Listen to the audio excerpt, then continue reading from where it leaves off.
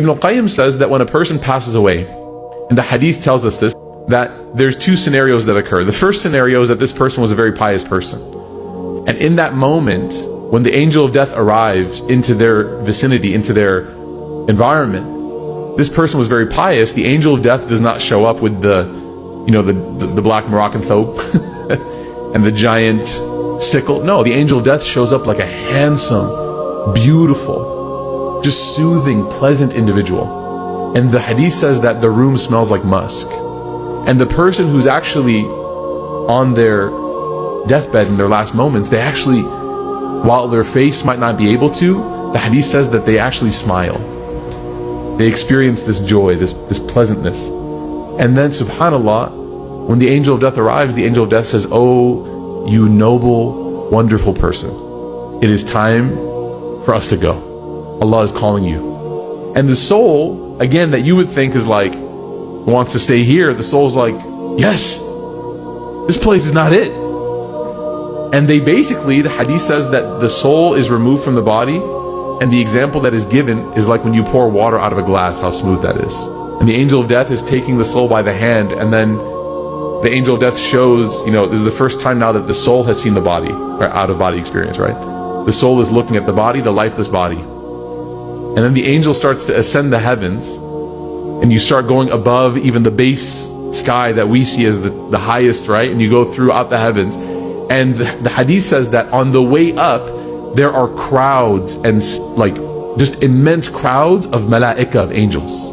And for the righteous soul, for the good soul, the angels are like fangirling over you. Oh my God, is that him? I saw him last Ramadan. He usually prays 2 rak'ah, he prayed 4.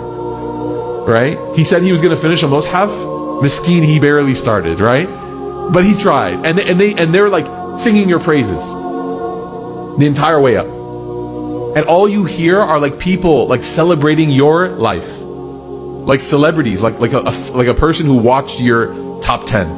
And then the angel of death takes you all the way, and Allah Ta'ala gives permission for you to enter into the veranda, the balcony of what will then give you a view into paradise.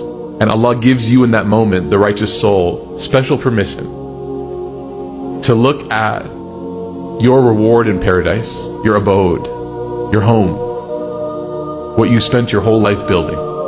That's your moment. And you get to see your neighbors, and you get to see everything.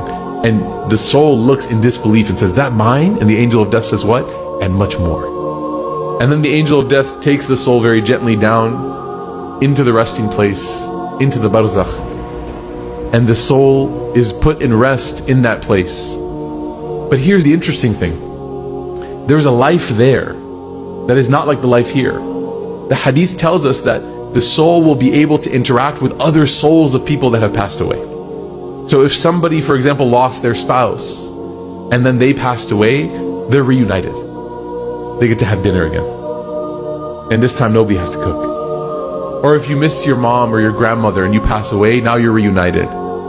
Or if you lost a child, now you get to raise that child in the akhirah. And the souls get to spend time together. And it's basically the best waiting room you could ever imagine.